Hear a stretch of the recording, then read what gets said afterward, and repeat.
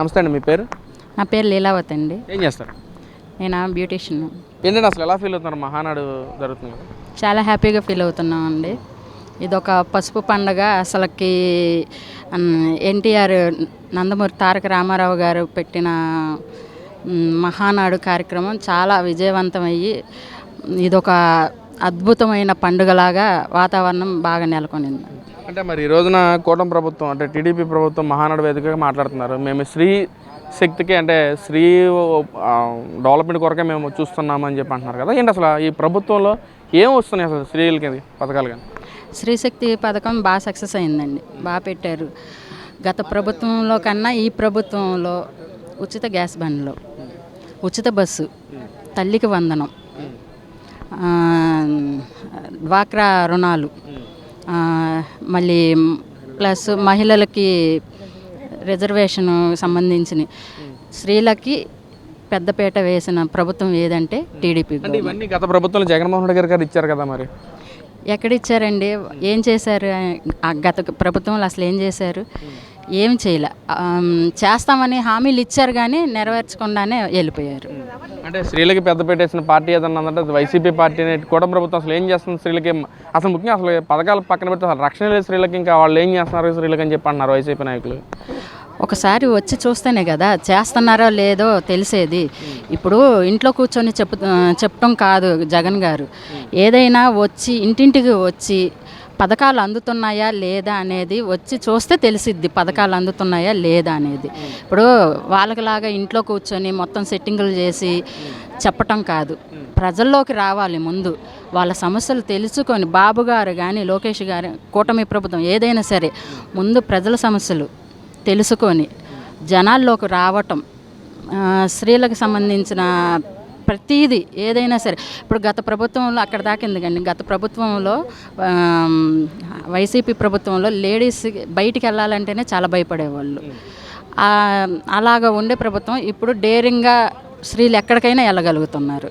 మరి అక్కడే తెలుస్తుంది కదండి గత ప్రభుత్వానికి ఈ ప్రభుత్వానికి తేడా. ఇప్పుడు గత ప్రభుత్వం కంటే ఇప్పుడు లేడీస్కి కుట్టు మిషన్లు కానీ, ఇప్పుడు పిల్లలు ఉన్నారు, చదివిన పిల్లలు, డిగ్రీ చదివిన పిల్లలు కానీ ఏ పిల్లలైనా స్కిల్ డెవలప్మెంట్ ద్వారా వాళ్ళకి జాబ్స్ ఇప్పుడు ఎంత చేస్తున్నారు, పరిశ్రమలను తీసుకువస్తున్నారు.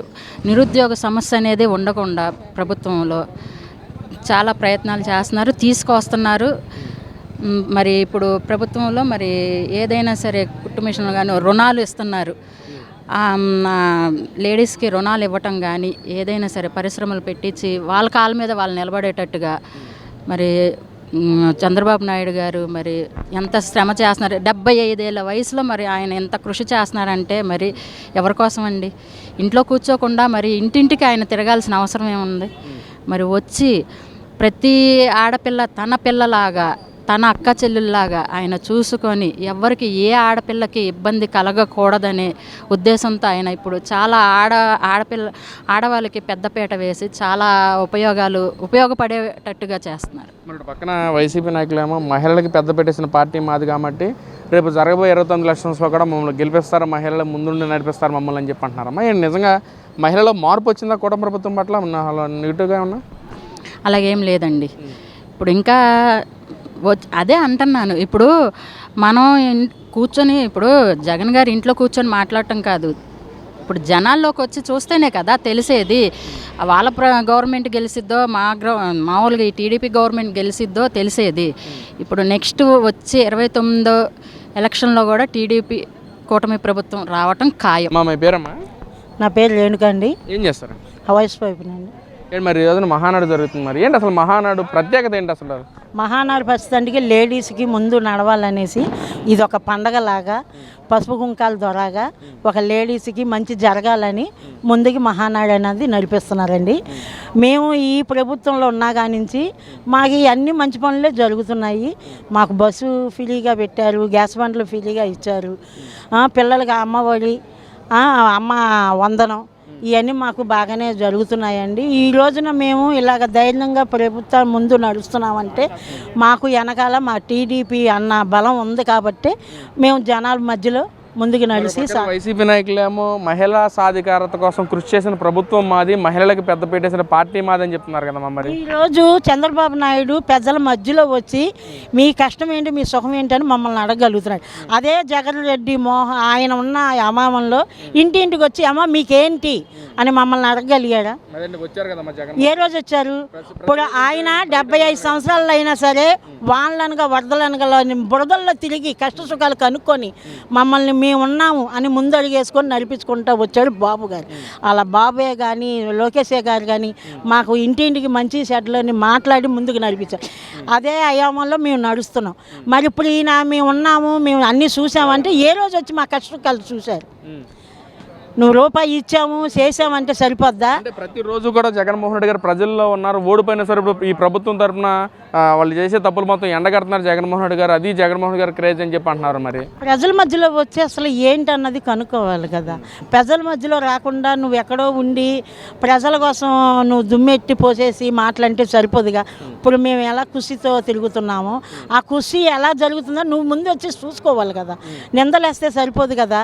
బాబు తిరిగేలాగా, లోకేష్ తిరిగేలాగా, ప్రజల మధ్యలో మంచి చెడ్లు కనుక్కునేలాగా ఏ ప్రభుత్వం వచ్చి మమ్మల్ని మేము అండగా ఉన్నామని మాకు ఆదుకున్న ప్రభుత్వం ఏదో చూపించమనండి.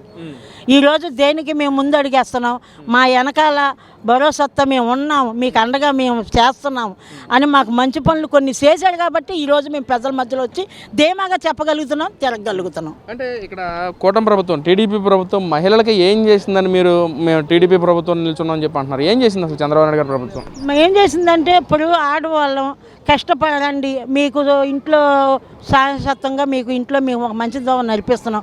కుట్టు మిషన్లే కానీ మనుషులకి పిల్లలకి అది నేర్చుకోండి ఇది నేర్చుకోండి అని పిల్లలు మా కాళ్ళ మీద మేము నిలబడేలాగా మాకు ఒక మంచి దోవ చూపించాడు కాబట్టి టీడీపీ ముందులో మేము ఉంటున్నాం. ఏది ఆయన నుంచోబెట్టి ప్రజల మధ్యలో వచ్చి మేము ఈ చేసాం అవి చేసామని నిరూపించాను ఆయన. ఆ రకంగా మేము ముందు నడుస్తాం. మా మధ్యలోకి వచ్చి మంచి చెడ్లు మీరు కనుక్కోకుండా వండనక వాననక బాబు మోహనే కానీ లోకేష్ బాబే కానీ ప్రజల మధ్యలో వచ్చి కష్టం సుఖాలు కనుక్కున్నారు కాబట్టి ఈరోజు మేము ముందుకు నడుస్తున్నాము. మరి రేపు జరగబోయే 29 లక్షల కూడా మహిళలే మమ్మల్ని పెద్దపేటేసి గెలిపించడానికి సిద్ధంగా ఉన్నారు. కూటమి ప్రభుత్వం పట్ల తీవ్ర వ్యతిరేకత చేసిన మహిళలు 29 గెలిచేది మేమేం చెప్పి ధీమా వ్యక్తం చేస్తున్నారు. మరి మహిళలందరూ వైసీపీ పార్టీ గెలుపుకి ఏమన్నా కృషి చేస్తారంటారా? ఎందుకు సహకరిస్తారు? ఎందుకు వస్తాం ముందుకి? మాకు ఏ రోజు మంచి చేశాడనక మేము ముందు అడిగేయాలి. మేము దేనికి ముందు అడిగేస్తానికి మేము అసలు లేడీస్ అన్నది ముందు అడిగి వేయలేము. మా ప్రభుత్వంలో మాకు మంచి ఏంటో చెడ్డ ఏంటో చేశాడు కాబట్టి బాబు మోహన్ వెనకాల కాకుండా చంద్రబాబు నాయుడు అయినా లోకేష్ బాబు వెనకాలైనా ఎక్కడికైనా మేము నడుస్తాము, దేనికైనా ముందు అడిగేస్తాము. మాకు మంచి జరుగుతుంది కాబట్టి కోరుకుంటున్నాం. మళ్ళీ ఆ కూటమి ప్రభుత్వమే రావాలనేసి మళ్ళీ మేము కోరుకుంటున్నాం. మళ్ళీ ఓటు కూడా ఆయనకే వేస్తాము, ఆయన గెలిపిస్తామని మేము ముందు అడుగు వేసి ఇది చేసుకుంటాం.